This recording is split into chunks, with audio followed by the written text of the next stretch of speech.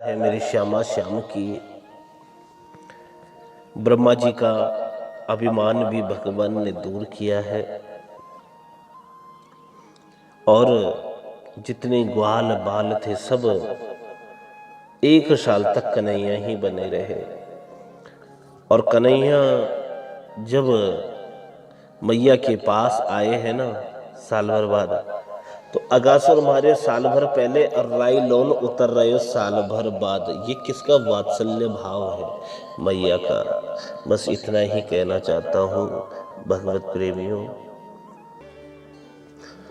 दरबार में बंसी वारे के दुख दर्द मिटाए जाते हैं। दरबार में श्यामा प्यारी के दुख दर्द मिटाए जाते हैं। दुनिया के सताए लोग यहाँ सीने से लगाए जाते हैं। दुनिया के सताए लोग यहाँ सीने से लगाए जाते हैं। दरबार में राधा रानी के दुख दर्द मिटाए जाते हैं। और आज मैया ने कान्हा की नजर उतारी है। गोविंद के चरणों में प्रीति करना कोई मजाक नहीं। जब तक सर्वस्व समर्पण की भावना नहीं आएगी तब तक गोविंद नहीं मिल सकता, ध्यान रखना है। अनन्या ममता विष्णु ममता प्रेम संगता भाव स एव संद्रात्मा बुद्धि प्रेमा निकटते। लख निज लाल की मुस्कान ताहि बिसरे वेद विधि जप योग संयम ध्यान। नेम व्रत आचार पूजा पाठ गीता ज्ञान रसिक भगवत दृग आई दई अस खींच के मुख में म्यान। एक बार कृष्ण का सौंदर्य जिसे दिख जाए ना, रसखान को एक बार चस्का लगा। और रसखान जब वृंदावन आए, मुरली वाले का दर्शन हुआ, राजपाट दरबार सब छोड़ दिया। दिल्ली से बादशाह के सैनिक बुलाने आए। रसखान बोले अब नहीं जाऊंगा, अब नहीं जाऊंगा। मानस हो तो वही रसखान बसो ब्रज गोकुल गांव के ग्वारन। जो पशु हो तो कहा बस मेरो चरो नित नंद की दीन मजारन। ऐसा त्याग जिसके जीवन में आ जाए, सुख वैभव छोड़ने की भावना जिसके मन में आ जाए, वही गोविंद को प्राप्त कर सकता है। जो एयर कंडीशन के बिना 2 घंटे नहीं रह सकता, वो कन्हैया को क्या खाक मिलेगा? इन ब्रजवासियों के जीवन में जो त्याग है ना, ये सर्वोत्तम भक्ति है। इसलिए मेरे गोविंद उन्हें प्राप्त हो गए। कन्हैया उनके हाथ की कठपुतली बनकर नाचते हैं। प्रेम की स्तुति सर्वोत्तम है। प्रेम की स्तुति क्या है? सर्वोत्तम है। एक बार प्रेम से वृंदावन बिहारी लाल की जय। आइए गोवर्धन लीला की तरफ चलते हैं। प्रभु की अनेकानेक लीलाओं को सबको प्रणाम करते हुए भगवान ने नागपत्नियों पर भी कृपा की और कालिया नाग का भी प्रभु ने दमन किया है, अर्थात उसका जो अभिमान था वो भी चूर चूर किया है। तांडव गति मुंडन पर निरता बनवारी, फम फम फनन ऊपर नाचत बनवारी। ऐसा अद्भुत नृत्य किया। मेरे सुखदेव कहते हैं कि जैसे ही नृत्य किया मेरे बालकृष्ण ने, जो जो फन नहीं झुकता उसे अपने चरण प्रहार से झुकाने का प्रयास करते।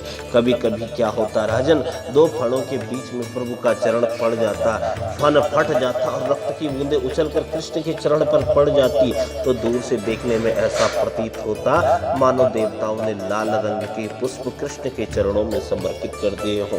इधर देवता गंधर्व ताली बजा रहे, पुष्पों की दृष्टि कर रहे हैं। नागपत्नियों ने सोचा इसी प्रकार नृत्य करते रहे तो नागराज तो मर ही जाएंगे भैया। नागपत्नियों ने कहा आपने बड़ी कृपा की, जिन चरणों के लिए बड़े बड़े मनुष्य तरसते हैं उन चरणों को आपने हमारे पति के फणों पर धर दिया। ये हमारा बहुत बड़ा सौभाग्य है, लेकिन निवेदन हमारा ये है आप ज्यादा नृत्य मत कीजिए, नहीं तो हमारे पति मर जाएंगे। भगवान ने कहा तुम तो बड़ी अच्छी हो देवी, हमारी कुछ इच्छा होती है तुम्हें वरदान देने की। कुछ इच्छा होती है, भगवान ने खूब अनुग्रह किया और निर्मल भक्ति का दान दिया है, निर्मल भक्ति का दान दिया है। उसके बाद वस्त्र लीला का वर्णन भी भगवान ने बड़ा सुंदर वर्णन दिया है। लोग जनमानस को जो पता है कि वो तो ये सोचते हैं कि भगवान ने वस्त्र चुराया। अरे नहीं, वस्त्र नहीं, भगवान ने अविद्या रूपी वस्त्रों को चुराकर उसमें ज्ञान भरकर वापस लौटा दिया। भगवान ने उसमें ज्ञान भरकर उन्हें वापस लौटा दिया। एक बार प्रेम से राधा रमण भगवान की जय। और आज गोवर्धन की पूजा के लिए बड़ा सुंदर खूब पकवान बन रहे हैं। और पकवान बनते बनते जब खुशबू बाहर तक पहुंच गई, कन्हैया घुटमुन घुटमुन पहुंच पड़े और कहा कि बाबा ये का है रहे हो। जैसे एक पकौड़ी ली एकदम, मैया ने झपटा बारे हाथ पे, अरे क्या कर रहे हो, अभी जय जय की पूजा होगी। बाबा ये जय जय कौन है, ऐसे पूछ रहे बच्चों की तरह। नंद बाबा ने गोविंद को गोद में लिया और उन्हें समझाने लगे कि प्रजन्यो भगवान इंद्रो मेघस्तस्यात्ममूर्तया और तेभिर्वर्षन्ति भूतानां प्रीणनम जीवनम पया। लाला, इंद्र हमारे देव का नाम है, हमारे प्रत्यक्ष भगवान है और ये बादल वर्षा है, उन्हीं का रूप है। हम लोग जब इंद्र की पूजा यज्ञ करें तो इंद्र महाराज वर्षा करें, और इंद्र महाराज वर्षा करें तो भूमि हरी भरी होए, अन्न की वृद्धि होए। इंद्र की पूजा के लिए ही तेरी मैया सामग्री बना रही है, बुरो न मानना चाहिए भैया। कन्हैया बोले, कितनी सुंदर बात बता रहे कि कर्मणा जायते जंतो कर्मणेवा विलीयते सुखम दुखम भयम क्षेमम कर्मणेवा विपद्यते। कि बाबा जीव को जन्म अपने कर्म से होए तो जीव की मृत्यु भी कर्म से होए। यदि ईश्वर नाम की कोई चीज है ना तो वो भी फल वाई को दे जो कर्म करे। कर्म ना करे वह को फल ईश्वर भी ना देवे। आप लोग इंद्र की पूजा वर्षों से कर रहे हैं, कभी इंद्र ने प्रकट होकर आपको दर्शन दिया क्या? बेटा पूजा तो हम बार बार करें, हर बार दर्शन तो वाने ना ही दियो। का नहीं बोले है ही ना ही तो देव कहाँ से भैया? बाबा हमारा प्रत्यक्ष देवता तो गिरिराज है, सिर्फ गोवर्धन नाथ है। एक बार आप गिरिराज जी की पूजा तो करो, गिरिराज जी की हरियाली सो वर्षा होए बाबा, और बाहर को जल ब्रज को बहा नहीं सके। गिरिराज महाराज की कृपा से बाहर के जल को गिरिराज जी रोके, गिरिराज जी की तलहटी में हमारी गाय निर्भीक होकर विचरण करे। बाबा एक बार मेरी बात तो मानो, गिरिराज जी की पूजा करो। मैं आपको वचन देऊं बाबा, गिरिराज प्रकट है जाएंगे, प्रसन्न है जाएंगे और मांग मांग कर तुमसे भोग पाएंगे। तुम पूजा करके तो देखो। ब्रजवासी बोले, लाला तेरे कहवे से इंद्र की पूजा बंद कर, हम गिरिराज जी की पूजा करेंगे तो सही, लेकिन हमारी 3 शर्त है। पहली शर्त, तेरे गिरिराज जी को हमारी छोटी मोटी टूटी फूटी सेवा से प्रसन्न होना पड़ेगा। दूसरी शर्त हमारी ये है, तुलसी छोड़ दी, थाली सजा दी, आंखें बंद कर दी, भोग लग गए हो, हम याद नहीं मानेंगे। तेरे गिरिराज महाराज को प्रकट है कर हमारा भोग स्वीकार करना पड़ेगा, दर्शन देके। बोलो मंजूर। और तीसरी शर्त, इंद्र महाराज नाराज हो गए, उसकी पूजा बंद करके यदि वो कुपित हो गए, कुछ गड़बड़ करने लगे तो तुम्हारे गिरिराज महाराज को हमारी सुरक्षा करनी पड़ेगी, गिरिराज जी को हमें बचाना पड़ेगा। कन्हैया बोले ठीक है, गिरिराज महाराज के बड़े लंबे हाथ हैं, वो हर प्रकार से तुम लोगों की सुरक्षा करेंगे। पर लाला हम तो जाने भी नहीं गिरिराज महाराज की पूजा कैसे करें। कन्हैया बोले 56 प्रकार के भोग बनाइए ही गिरिराज जी की पूजा। एक बात बता दूं आपको, ये जो गिरिराज है ना, गिरिराज का अर्थ क्या होता है? जो गिरी पर्वतों का राजा, अर्थात प्रकृति। और देखो प्रकृति हमें कितना सुंदर संदेश दे रही है। प्रकृति परमात्मा की धरोहर है। अरे प्रकृति की रक्षा करो, प्रकृति की सुरक्षा करो। यदि प्रकृति को न समझाना तो भगवान को नहीं समझ पाओगे। और जब जब प्रकृति का दोहन हुआ है, प्रकृति को प्रताड़ित किया गया है, तब तब प्रकृति पूरे समाज को एक साथ दंड देती है। आप और हम सब प्रकृति के अधीन है, लेकिन जो प्रकृति को भी चलाता है वो पुराण पुरुषोत्तम मेरा श्याम सुंदर है, मेरा श्याम सुंदर है। एक बार सब लोग बोलो गिरिराज महाराज की जय। 56 भोग में क्या है, खुरजन है, खीर मोहन है, खिरसा है, खुरमी है, खीर है, खजला है, जलेबी, कलाकंद, बालूशाही, मोहन थार, मेवा बाटी, मठरी, मैसूर पाक, पेड़ा, रसगुल्ला, संग रबड़ी सुहाई है, भुजिया, नमकीन, सेब, गठिया, शक्करपारे और भुजिया, समोसा, पापड़, पकौड़ी बनाई है। मधुप श्याम नंद बाबा यशोदा सब सामग्री लेकर के गिरिराज आज भोग में सजाई है भैया। छेना के रसगुल्ले, छेना को राज भोग बनाए, गुलाब जामुन, छेना की चमचम बनी है, छेना की पकौड़ी बनी है और तरह तरह के फल, मेवा, मिष्ठान, लड्डू, बेसन की खीर बनी है, चावलों की, साबुदाने की, मीठे चावल, नमकीन चावल, मेवा डालकर बेजड़ की रोटी, ढोटा, दूध, रबड़ी है, कई चीजें बनी है भैया। पानी तो नहीं आ रहा मुंह में, बस थोड़ी सी देर और, फिर इसके बाद भोग लग के और आरती होकर सब प्रसाद पाएंगे, है ना। बोलो गिरिराज महाराज की जय। शांडिल्य मुनि आगे आगे पूजा की थाली लेकर और सब ब्रजवासी गोपियों ने बड़ा सुंदर श्रृंगार किया। आगे कृष्ण चल रहे हैं, पीछे ब्रजवासी चल रहे हैं और वृंदावन से जा रहे हैं सीधे गोवर्धन की और 7 कोस। मैं तो गोवर्धन को जाऊं मेरे वीर, ना माने मेरा मनवा, ना माने मेरा मनवा। गिरिराज जी के पास 7 कोस यानी 21 किलोमीटर। कहते हैं जो गिरिराज जी की परिक्रमा करता है ना 21 किलोमीटर की, अभिष्ट फल की प्राप्ति होती है। जिसने नहीं की है एक बार गिरिराज जी की परिक्रमा करके आओ। कैसे करें, जैसी इच्छा हो वैसे करो। यदि पैदल चल सको तो सबसे बढ़िया बात है ना, पैदल। और इतना लाभ आप देखिए, यदि नहीं किया है तो बस 14 तारीख के बाद लॉकडाउन खुलेगा, आप लोग गिरिराज जी की परिक्रमा एक बार करके आओ। भगवान बोले ये मेरे गिरिराज जी हैं। गिरिराज जी को कोई छोटे मोटे थोड़ी है, 7 कोस लंबे चौड़े 21 किलोमीटर की परिक्रमा। ब्रजवासी बोले गिरिराज जी तो बहुत लंबे है ना। भगवान बोले अब गिरिराज जी को स्नान कराओ। पहले तो सर्वप्रथम यमुना जी वहां से थोड़ी दूर थी, अब ये शालिग्राम जी थोड़ी है जो 1 कटोरी जल में स्नान हो जाएगा। इसके लिए तो 10-20 हजार टन चाहिए और ब्रजवासी यमुना से जल भर कर ले आए और गिरिराज जी को स्नान कराया। प्रातः 4 बजे स्नान प्रारंभ हो गया, सायं हो गई, लेकिन अभी तो गिरिराज जी को नख भी गीलो ना भयो भैया। गिरिराज जी को नख भी गीलो ना भयो, बड़ी समस्या आ गई। सवेरे से शाम हो गई, लाला हम तो थक गए। अरे कन्हैया हम तो थक गए भैया, थक गए। कन्हैया ने बोला तुम चाहो क्या? हम तो यही चाहें गंगा यहीं आ जाए। कहा आंखें बंद करो और मन से माँ गंगा का ध्यान करो। उसी समय कन्हैया ने मन से गंगा प्रकट कर ली, सो मानसी गंगा उसी समय प्रकट हो गई। बोलो मानसी गंगा महारानी की जय। अब तो गिरिराज जी को खूब स्नान कराए सबने और फिर कन्हैया ने भोग लगाए। और जब वो भोग पा रहे हैं तो मधुमंगल बोले लाला या गिरिराज महाराज को मुंह बिल्कुल तेरो जैसो ही है। कन्हैया बोले मेरे जैसो मुंह है तो मैं क्या करूं ना, मैंने पूछी भैया ऐसो ही मुंह है ना। लाला बोले हम मुंह तो ऐसो ही है। भगवान भोग पा रहे हैं बड़े प्रेम से। सवेरे 9 बजे भोग लगना प्रारंभ किए, शाम के 6 बज गए, लेकिन वो तो पाते ही जा रहे। चारों हाथों से भोग पा रहे प्रेम से। 3 दिन हो गए बिना रुके लगातार भोग पा रहे। मधुमंगल ने कही सुनियो लाला। कृष्ण बोले क्या बात है? बोले मोहे तो ऐसा लगे तेरे गिरिराज महाराज बहुत दिन को भोग करना है।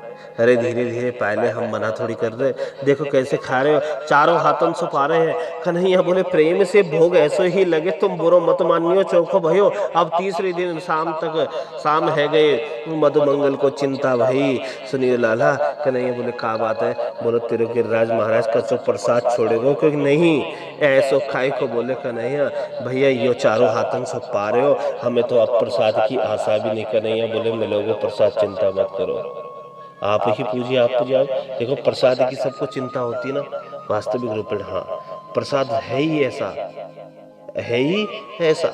जब हम बाहर जाते हैं तो सेब खरीदते हैं और जैसे ही भोग लगाते हैं मंदिर में कहीं पर भी ऐसे धार्मिक स्थलों पर जाते हैं तो उसके बाद हम क्या कहते हैं? महाराज जी भाई प्रसाद दे दो।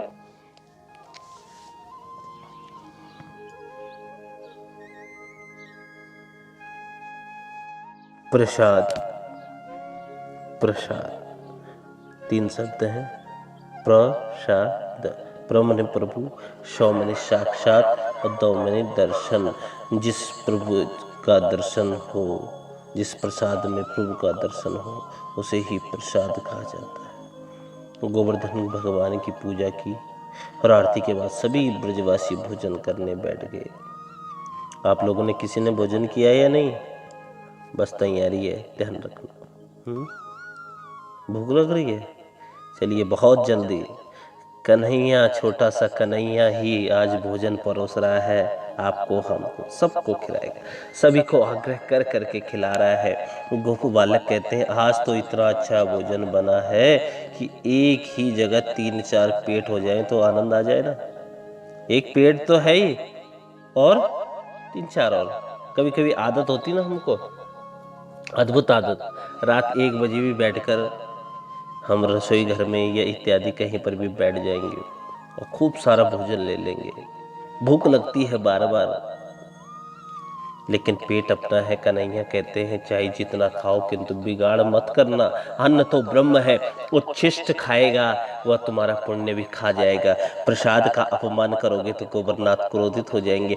अन्न का कभी अनादर न करो। भीख मंगों को भी जूठा अन्न न देना चाहिए, कभी भी जूठा अन्न न दे। कोई भिखारी भी आए तो उसमें भी ईश्वर का अंश है। सभी को प्रसाद दिया गया। सभी ने रात्रि के समय तलहटी में विश्राम किया। इधर नारद जी इंद्र के पास आए। नारायण नारायण, उस गोपाल बच्चे ने तेरा अपमान किया, उसने तेरी पूजा करने के बदले गोवर्धनाथ की पूजा करवाई। इंद्र ने कोपायमान होकर 12 मेघों को आज्ञा दी, उस गोपाल के बच्चे ने मेरा अपमान किया है। ब्रज पर टूट पड़ो और सभी का नाश कर दो। मेघों ने ब्रज में हाहाकार मचा दिया। कार्तिक मास में इतनी भारी वर्षा कभी नहीं होती। सभी भयभीत हो गए। नंद जी भी बहुत व्याकुल। कन्हैया कहने लगा मेरे प्रभु गोवर्धन नाथ सभी की रक्षा करेंगे, उसमें विश्वास तो रखो। उन्होंने मुझसे स्वप्न में कहा है कि वे मेरी पूजा से प्रसन्न हुए। 7 दिनों तक वर्षा होती रही, उसके बाद उनकी शरण में जाने से वे हमारी रक्षा करेंगे। मैं भार रहित होकर तेरी उंगली पर खड़ा रहकर सभी की रक्षा करूंगा, ऐसा भी उन्होंने कहा है। लाला ऐसी बात है तब तो जल्दी उठा गोवर्धन को। कन्हैया मैं अकेला कैसे उठा पाऊंगा, तुम सब मेरी सहायता करो ना। गोवर्धनाथ हल्के फुल्के से हो गए और कन्हैया ने उंगली पर गोवर्धनाथ भगवान को धारण कर लिया। बोले गोवर्धननाथ भगवान की जय। परम आश्चर्य हुआ। ब्रजवासियों दर्शन से तृप्ति ही नहीं पा रहे हैं। 7 दिनों तक मूसलाधार वर्षा होती रही। गोपालों ने सोचा कि कन्हैया अकेला थक जाएगा। उन्होंने अपनी लकड़ी का आधार दिया। कन्हैया हमने अपनी लकड़ी पर गोवर्धन को उठा लिया, तू थक गया होगा, हटा ले अपनी उंगली। कन्हैया तुम्हारी लकड़ियों पर खड़ा है। अच्छा तो मैं उंगली हटा लेता। जो ही कन्हैया ने उंगली हटाई, पर्वत का भार असह्य हो गया।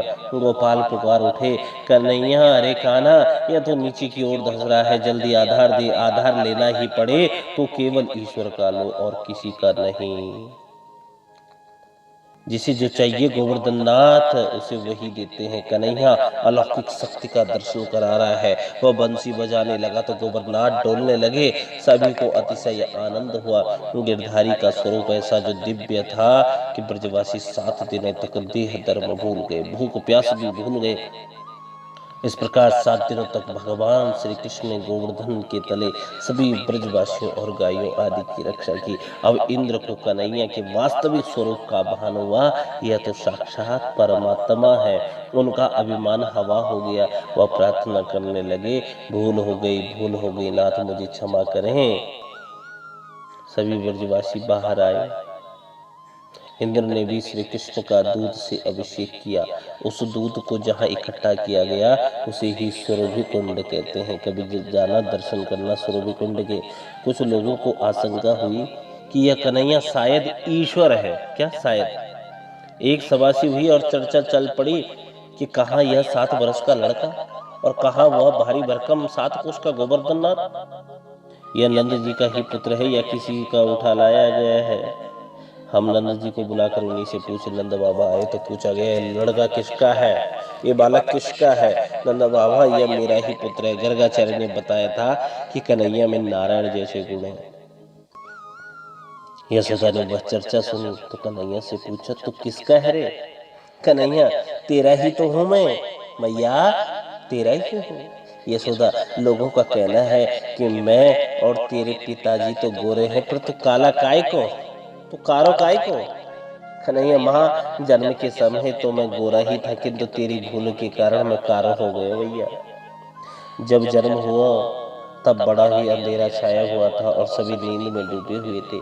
मैं अंधेरे में सारी रात करवटें बदलता रहा, सो अंधेरा मुझसे चिपक गया और मैं काला बन गया। भोरी यशोदा ने कन्हैया की बात सच्ची मानी।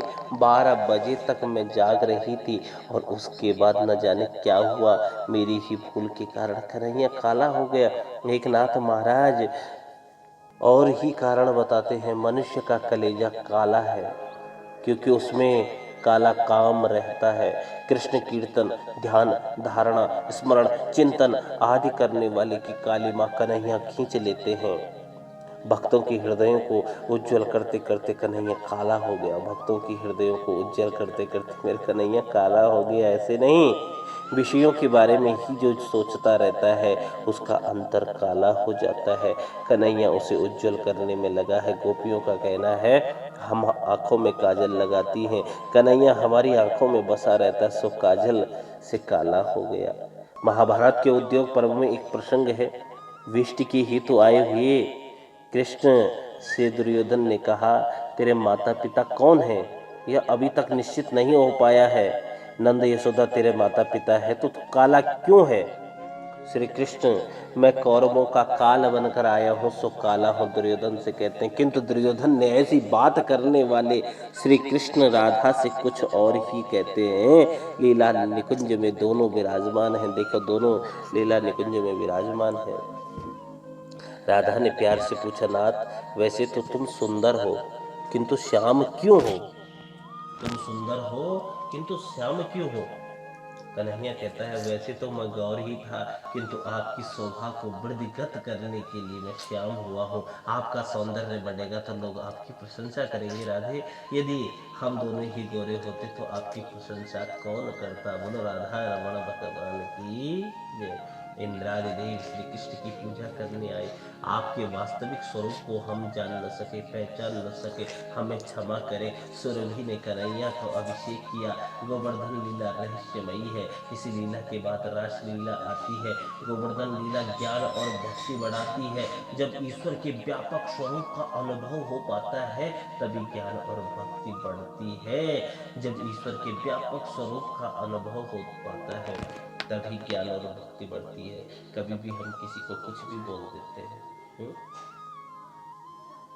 लेकिन हमें उसके व्यापक स्वरूप का अनुभव नहीं है, पता ही नहीं। ऐसा ही परमात्मा गोवर्धन लीला में पशु पंछी सहित सभी को प्रसाद दिया गया। सभी को ईश्वर जगत में व्याप्त है और सारा जगत ईश्वर में समाई है। शिवा केवलोह, यह तो वेदांत की चरम सीमा है। वेदांत, किंतु आरंभ में तो सभी में ईश्वर को निहारो। उपासना के भी 2 वेद हैं, व्यक्त और व्यक्त, व्यक्त और अव्यक्त। प्रत्येक ईश्वर को देखोगी तो वासना नहीं जाती। प्रत्येक में ईश्वर को देखोगे। सुंदरी को मात्र दृष्टि से देखने से कामना कैसे जाग सकती है? इसी प्रकार सभी के प्रति ईश्वर भाव धारण करो। जड़ चेतन सभी में कृष्ण का अंश है, ऐसा अनुभव कराने के हेतु ही यह गोवर्धन लीला रची गई थी। इंद्रियां जब ज्ञान और भक्ति की ओर बढ़ने लगती हैं, ध्यान देना गोवर्धन लीला का सही अर्थ क्या है। वासना बाधक बनकर खड़ी होती है, दूध उबलने लगता है। दूध क्या उबलने लगता है तो उस पर पानी के छिट्टे डालने से शांत हो जाता है। इसी प्रकार वासना के वेग को हटाने के लिए श्री कृष्ण का आश्रय लो। श्री कृष्ण शरणम मम, श्री कृष्ण शरणम मम। भगवत आश्रय, भगवत आश्रय सब चीजों को सहने की शक्ति देता है। भगवान ने हाथ की सबसे छोटी उंगली पर गोवर्धन पर्वत धारण किया था। यह उंगली सतगुण का प्रतीक है। इंद्रियों की वासना, वर्षा के समय सतगुण का आश्रय लो। सदग्रंथ का सेवन करो। रामायण, महाभारत, श्रीमद् भागवत, महापुराण आदि सदग्रंथ और संतों का संग करो। तो शक्ति मिलेगी। जीव लकड़ी का आधार लेता है, किंतु प्रभु का आधार ही जीवन सफल बनाता है। संसार गोवर्धन प्रभु के सहारे है, भगवान का आधार होने के कारण ही आनंद है। उनका सहारा ना हो तो क्षण मात्र में लाख खाक हो जाते। दुख में विपत्ति में मात्र प्रभु का आश्रय लो, सहारा लो। गोपालों ने भी गोवर्धन का ही आसरा लिया था। शरण हो जाने पर प्रभु दुख से बचाकर रक्षा करते। सभी ब्रज भक्त अन्य देवियों का आसरा छोड़कर श्री कृष्ण की शरण में गए तो उनके सारे दुख दूर हो गए और भगवान ने गोवर्धन नाथ को उठाया। गिरिराज धरण की लीला में यही भाव है। इतना बता दो, गीता में भगवान ने कहा है कि हे अर्जुन, जो अनन्य प्रेम से मेरा भजन करता है, सर्वस्व समर्पित करके मेरी भक्ति करता है, उन सभी जीवों को सांसारिक और भौतिक दुखों में से मुक्त करने का दायित्व भी मैं स्वीकार करता हूँ। फिर परमात्मा तुम्हारा दायित्व लेता है। उनके योगक्षेम का योगक्षेम का वहन मैं करता हूँ। ज्ञान और भक्ति बढ़ने पर रासलीला में प्रवेश मिलता है। उस समय इंद्रियां वासना की बरसात बरसाने चली आएंगी। सभी प्रयत्नों के अंत में तो ईश्वर की कृपा मांगनी ही पड़ती है भैया, मांगनी ही पड़ती है। गोवर्धन लीला में अद्भुत तत्व है, अद्भुत तत्व है। उसमें पूज्य और पूजक एक बनते हैं, सेव्य और सेवक एक हो जाते हैं, एक हो जाते हैं। सेव्य और सेवक एक हो जाते हैं, सेव्य और सेवक एक हो जाते हैं। कहा भी तो है, शिवो भूत्वा शिवम यजि, शिव बनकर शिव की पूजा करो, शिव बनकर शिव की पूजा करो। ईश्वर जैसे बनने का, ईश्वर के साथ एक होने का अर्थ है अपनी इच्छा को उनकी इच्छा में मिला देना। जब जीव अपनी इच्छा को भगवान की इच्छा, बस इतना ही कहूँगा, सतत ब्रह्म संबंध बनाए रखोगे तो तुम ब्रह्म रूप हो सकोगे। गोवर्धन लीला साक्षात प्रभु ने इस लीला से प्रकृति को बचाने का संदेश दिया है और यही कहना चाहते हैं कि प्रकृति परमात्मा की धरोहर है। प्रकृति से सदा प्रेम करो, और जब जब प्रकृति से छेड़छाड़ हुई है तब तब विनाश हुआ है, क्योंकि प्रकृति परमात्मा की धरोहर है।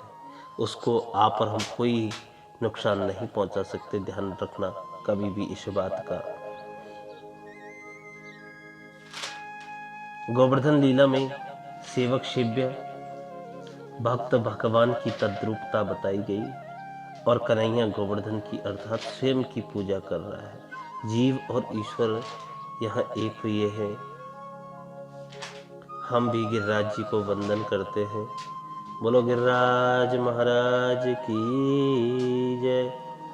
भक्त इच्छानुसारी बाल लीला में दुग्धादि छोड़कर यश विस्तारने वाले ब्रज नितारंजक ऐसे गिरिराजधारी श्री कृष्ण मेरे प्रभु श्री गोवर्धन नाथ विठल नाथ, बोलो गोवर्धन नाथ भगवान की जय। वृंदावनी गोवर्धन वृंदचारा मम प्रभु श्री गिरिराजधारी, श्री गिरिराजधारी। गोवर्धन लीला से सबको गोपियों को विश्वास हो गया कि कन्हैया तो ईश्वर है, तो उनसे एकाकार होने की भावना जागी और उसे ही रासलीला कहते हैं। भक्ति रस में इंद्रियों को सराबोर करोगे तो रासलीला में प्रवेश करोगे। श्री कृष्ण का देवादिदेवत्व सिद्ध करने के हेतु ब्रह्मा इंद्र वरुण आदि का पराभव किया गया। ब्रह्मा जी को सृष्टि के सृजक होने का अभिमान था और भगवान ने अनेक रूप धारण करके अपने उन स्वरूपों से स्वयं क्रीड़ा लीला करके ब्रह्मा जी के अभिमान को दूर कर दिया। इंद्र को स्वर्ग के राजा होने का अभिमान गोवर्धन लीला से उन्होंने दूर किया। इंद्र ने मान लिया कि उसे स्वर्ग के सिंहासन पर कृष्ण ने ही बिठाया है। कृष्ण अवतार नहीं, अवतारी पूर्ण पुरुषोत्तम है, पूर्ण पुरुषोत्तम है भैया। एक कला वृक्षों में होती, दो होती तीतादिकों में, तीन कला पक्षी मंडल में और चार कला चौपायन में, 4 से लेकर 8 तक मानव दल में कहलाते हैं और 8 से ऊपर जो होते हैं अवतार वही कहलाते हैं। जितने भी अवतार हुए सभी अवतार अधूरे थे। अयोध्या की श्री रामचंद्र दशरथ अजर बिहारी 12 कला अवतारी थे और जितने भी अवतार हुए सभी अवतार अधूरे थे और हमारे श्री कृष्णचंद्र 16 कलाओं से पूरे थे। बोलो कृष्ण कन्हैया लाल की जय, श्याम सुंदर भगवान की जय, की जय। की कथा अद्भुत है, जैसा कि मैं पूर्ववत भी आपको बता चुका हूँ, अद्भुत। और आज गोवर्धन लीला इतनी अद्भुत, हम सब लोग घर पर रहकर कथा श्रवण कर रहे हैं, कितनी अच्छी बात है। कौन कहता है कि भगवान मंदिर में बंद है? कौन कहता है कि भगवान के मंदिर बंद है? जिस प्रकार आप अपने घर का ताला लगा के मंदिर जाते थे, उसी तरह गोविंद भी आए हैं हम सबके घर अपने मंदिर का ताला लगा के। हम कहते थे ना, मंदिर में रहते हो भगवान, कभी तुम भी मेरे घर आया करो, मैं रोज तेरे दर आता हूँ, कभी तुम भी मेरे घर आया करो। तो आज स्वयं ठाकुर जी आपके घर पर विराजमान हैं। बस इतना कहूँ कि उसका सुमिरण करो, ध्यान करो, नियम संयम और संकल्प के साथ कथा का आनंद लो। परिपक्वता इसमें नहीं है कि आप कितना जानते हैं या कितने शिक्षित हैं, बल्कि इसमें है कि आप किन्हीं जटिल परिस्थितियों में धैर्य से निपटने में कितने सक्षम हैं, कितने सक्षम हैं। तो इस समय सिर्फ इतना ही करना है, धैर्य का अनुसंधान करना है और जल्द ही ठाकुर जी की कृपा से आप सब आविर्भूत होंगे। अगर खोल ही रहे हो नशे के ठिकाने, तो ठिकाने सारे ही खोल देना। नशा हमने भी है अपने बाके बिहारी के दीदार का, तो द्वार हमारे सरकार के भी खोल देना, द्वार हमारे सरकार के भी खोल देना भैया। प्रभु की लीला जितनी भी कहें उतना कम ही कम है। हरि अनंत, हरि कथा अनंता। और आप सभी लोगों को बहुत बहुत साधुवाद। जल्द ही ठाकुर जी ने चाहा दर्शन मेला होगा। अभी आप कथा YouTube के माध्यम से सुन रहे हैं और जल्द ही प्रभु की कृपा हुई तो आप सभी के समक्ष श्रीमद् भागवत कथा की दिव्य रसपान रसगंगा आप लोग सब श्रवण करेंगे। एक बार प्रेम से भद्र विशाल भगवान की जय, गोवर्धन नाथ भगवान की जय। आप सबको गोवर्धन लीला की बहुत बहुत शुभकामनाएं। कल रुक्मणी मंगल की कथा हम लोग श्रवण करेंगे। आप सभी लोग इष्ट मित्रों के साथ सादर आमंत्रित हैं। बोलो भद्र विशाल भगवान की जय। आओ आरती करें। हरे कृष्णा, राधे राधे। ओ श्री गोवर्धन महाराज महाराज, तेरे माथे मुकुट विराज रहो। श्री गोवर्धन महाराज महाराज, तेरे माथे मुकुट विराज रहो। श्री गोवर्धन महाराज महाराज, तेरे माथे मुकुट विराज रहो। श्री गोवर्धन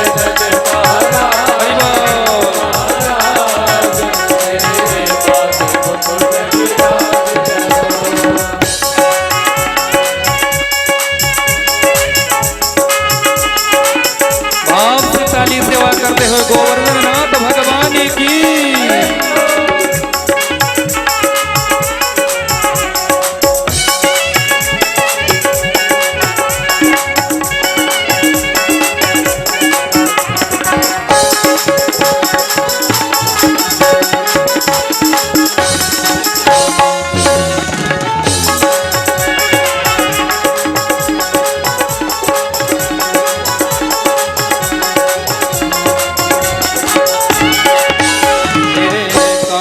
कुंडल साज रहे, तेरे कानों पे कुंडल साज रहे,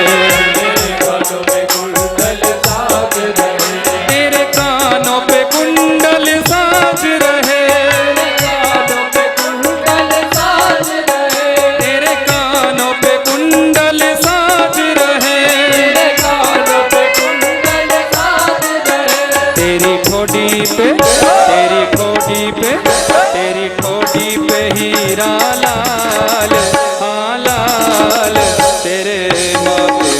मुकुट विराज रयो श्री गोवर्धन महाराज महाराज तेरे माथे मुकुट विराज रयो श्री गोवर्धन महाराज महाराज तेरे माथे मुकुट विराज रयो।